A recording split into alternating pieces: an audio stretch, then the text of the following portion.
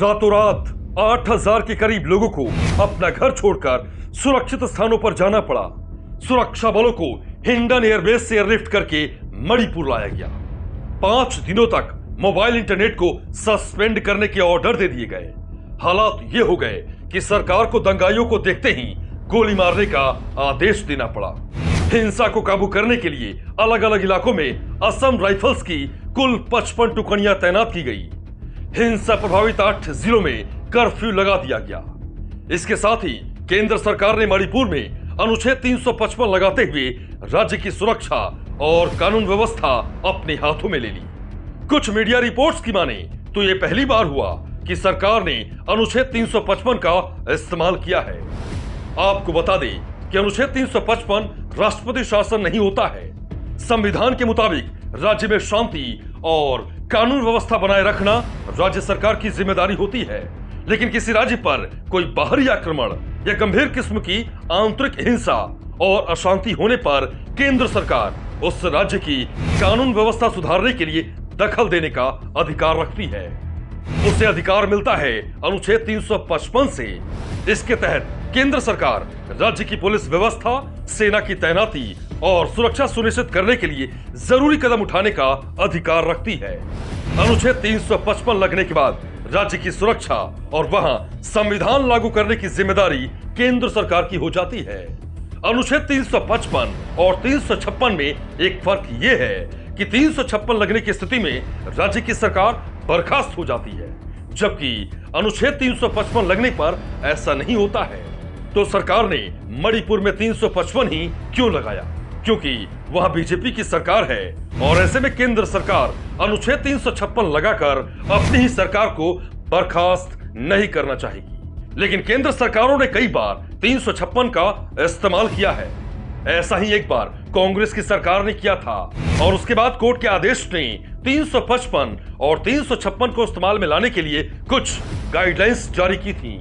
साल 1988 में कर्नाटक में जब जनता दल की सरकार बनी तो कुछ विधायकों के रिजाइन करने पर वहां के राष्ट्रपति ने अनुच्छेद 356 का इस्तेमाल करते हुए सरकार को बर्खास्त कर दिया, जिस पर उस समय कर्नाटक के मुख्यमंत्री मुंबई सुप्रीम कोर्ट चले गए और 1994 में इस पर फैसला आया, जिसमें सुप्रीम कोर्ट ने केंद्र राज्य संबंधों को परिभाषित किया और अनुच्छेद 356 से पहले अनुच्छेद 355 को पूरी तरह से उपयोग करने को कहा।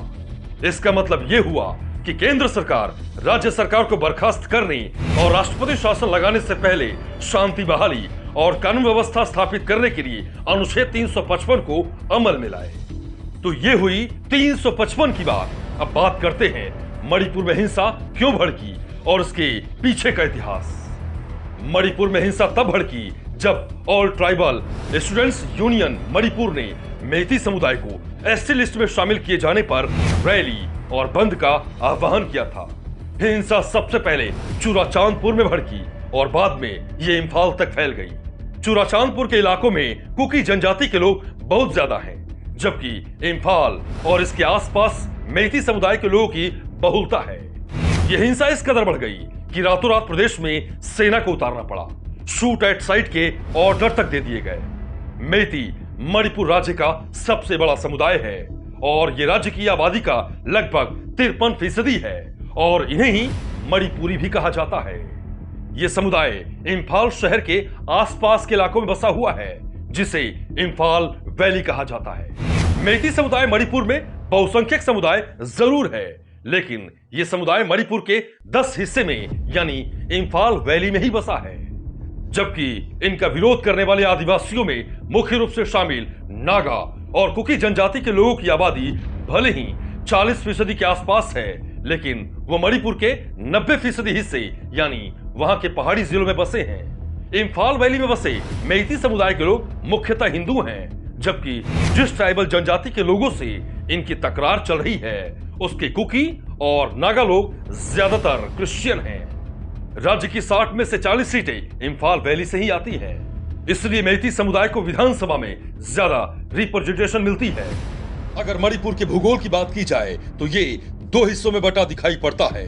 एक है इम्फाल शहर के आसपास बसा हुआ इलाका यानी इम्फाल वैली, जो कि 10% भूमि है और जहां मेइती समुदाय के लोग रहते हैं जो मणिपुर में मेजॉरिटी में है, और दूसरा इलाका है पहाड़ी इलाका जिसमें पहाड़ी जिले आते हैं जो मणिपुर की कुल भूमि का 90% हिस्सा है, और यहाँ आदिवासी लोग रहते हैं। आजादी से पहले मणिपुर के राजा ने इम्फाल वैली और हिल डिस्ट्रिक्ट्स के लिए अलग अलग कानून बनाए थे। वैली के लोगों के लिए मणिपुर स्टेट कॉन्स्टिट्यूशन एक्ट था और हिल डिस्ट्रिक्ट्स के लोगों के लिए मणिपुर स्टेट हिल रेगुलेशन था। जब मणिपुर को भारत का हिस्सा बनाया गया उसके बाद भी दोनों जगहों पर ये अलग अलग कानून चलते रहे। जब मणिपुर एक केंद्र शासित प्रदेश था तो पहाड़ी क्षेत्रों में काम करने वाले सरकार के अंग को स्टैंडिंग कमेटी कहा जाता था, और राज्य का दर्जा मिलने के बाद इसे हिल एरियाज कमेटी कहा जाने लगा। तब से लेकर अब तक एक कानून जो पहाड़ी लोगों और पहाड़ों की सुरक्षा के लिए बनाया गया था वो ये था कि जो लोग मैदानी इलाकों में रहते हैं वो पहाड़ों में जमीन नहीं खरीद सकते हैं। यही कानून कहीं न कहीं हमेशा से मेइती समुदाय के लोगों में एक डर पैदा करता रहा है, क्योंकि उनकी जमीनें लगातार घटती जा रही हैं और जमीन के दाम मैदानी इलाकों में बढ़ते जा रहे हैं। साथ ही आदिवासी लोग जो पहाड़ों में रहते हैं वो मैदानी इलाकों में जमीनें खरीद सकते हैं, लेकिन मैदानी इलाकों के लोग पहाड़ों में जमीनें नहीं खरीद सकते हैं। इसी डर की वजह से 12 साल पहले मेइती समुदाय के लोगों ने खुद को शेड्यूल ट्राइब का दर्जा देने की मांग शुरू कर दी थी। हालांकि उससे कुछ साल पहले की बात करें तो मेइती समुदाय के लोग एसटी सूची में अपना नाम लिखवाने के खिलाफ थे। वे कहते रहे हैं कि उनका इतिहास 2000 साल पुराना है और वो एक ही राजा के वंश को फॉलो करते आए हैं। उनकी सभ्यता ग्रीक सभ्यता से भी ज्यादा पुरानी है। मेइती राजाओं ने 33 एडी से लेकर 1949 तक मणिपुर पर शासन किया, लेकिन जैसे जैसे जमीन कम होने लगी मेइती समुदाय के लोग भी एसटी सूची में खुद को शामिल करने की मांग करने लगे, और इसी मांग को लेकर मेइती समुदाय के लोग मणिपुर हाईकोर्ट पहुंच गए और अपने सालों पुराने समुदाय को, अपनी जमीन को और अपने कल्चर को बचाने की मांग रख दी। जिसके बाद हाईकोर्ट ने राज्य सरकार को आदेश दिया कि वो इस समुदाय के लोगों को एसटी लिस्ट में शामिल करने की सिफारिश को केंद्र सरकार के पास भेजे।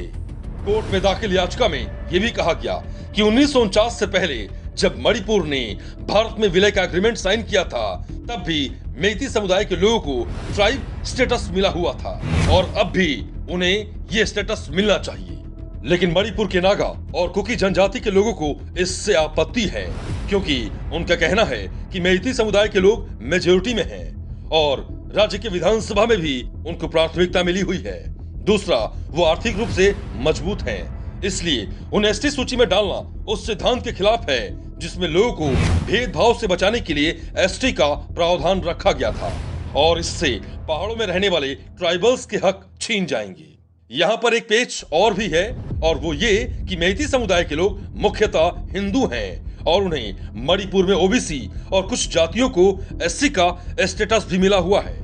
इस बीच मणिपुर हाईकोर्ट ने हिल्स एरियाज कमेटी के चेयरमैन और all tribal student union Manipur के प्रेसिडेंट को पहाड़ी एरिया में रहने वाले लोगों को कोर्ट के आदेश के खिलाफ भड़काने के लिए कोर्ट में अपीयर होने का नोटिस भेज दिया, क्योंकि जब हाईकोर्ट का ऑर्डर आया तो मणिपुर असेंबली की हिल एरिया कमेटी के चेयरमैन के ऑफिस में एक रेगुलेशन पास किया गया जिसमें कहा गया कि कमेटी कोर्ट के ऑर्डर से असंतुष्ट है, क्योंकि वो हमेशा से इसका विरोध करते रहे हैं। साथ ही इस मामले में उन्हें पार्टी नहीं बनाया गया और न ही उनसे कोई कंसल्टेशन किया गया। ये वही कमेटी है जो मणिपुर की राजा ने बनाई थी, जिसका स्वरूप बदल गया। अब भारतीय संविधान के आर्टिकल 371 सी के अनुसार पहाड़ी क्षेत्रों को HAC यानी हिल एरियाज कमेटी संभालती है और हिल एरियाज से चुने गए सभी विधायक इसके सदस्य होते हैं। अब इसके चेयरमैन डी गंगमई बीजेपी की ओर से विधायक हैं। मणिपुर और पूर्वोत्तर राज्यों में हिंसा का इतिहास रहा है, और एक और जहां मेइती समुदाय खुद को एसटी सूची में शामिल करने की मांग कर रहा है, वहीं कुकी समुदाय के लोग मणिपुर से एक अलग राज्य की मांग कर रहे हैं। नागालैंड के करीब रहने वाले नागा जनजाति के लोग तो लंबे समय से भारत से ही आजादी मांगते आए हैं, तो मणिपुर के लोगों में ये टेंशन बिल्डअप बहुत पुराना है। ट्राइबल समुदाय में इस बात को लेकर भी गुस्सा था कि सरकार जंगल में सर्वे का काम करवा रही है, 490 वर्ग किलोमीटर के वन क्षेत्र में किए जाने वाले इस सर्वे का कुका जनजाति के लोगों ने कड़ा विरोध किया था। इसी साल चुराचांदपुर में एक गांव के लोगों को अवैध अतिक्रमणकारी बताकर गांव से बेदखल कर दिया गया। सरकार ने कहा कि वो गांव प्रोटेक्टेड फॉरेस्ट एरिया के अंतर्गत आता है। ग्रामीणों का आरोप था कि बिना किसी पूर्व सूचना के उन्हें गांव से निकाल दिया गया। इसके विरोध में एक रैली हुई जिसमें हिंसा भड़क गई। सीएम वीरेंद्र सिंह ने आरोप लगाया कि लोग अवैध जमीन पर नशीले पदार्थों की खेती करते हैं। नशे का मुद्दा भी मणिपुर और आसपास में एक बड़ा मुद्दा है। थोड़े समय पहले सरकार ने राज्य में अफीम की खेती को लेकर प्रतिबंध लगा दिया था, जिससे पहाड़ी क्षेत्रों में रहने वाले लोगों की आमदनी बंद हो गई थी, क्योंकि उनके पास खेती का कोई दूसरा साधन नहीं था। ये अफीम की खेती न सिर्फ मणिपुर बल्कि पूरे भारत में नशे के व्यापार को बढ़ावा दे रही थी। सरकार ने इस पर प्रतिबंध तो लगा दिया, लेकिन इसके विरोध में दो विद्रोही संगठनों ने सरकार के साथ शांति समझौता तोड़ दिया। तो मणिपुर में होने वाली हिंसा किसी एक इवेंट की वजह से नहीं है, बल्कि बहुत से कारणों से हो रही है। और ऐसे में देखना होगा कि सरकार इसे कैसे संभालती है।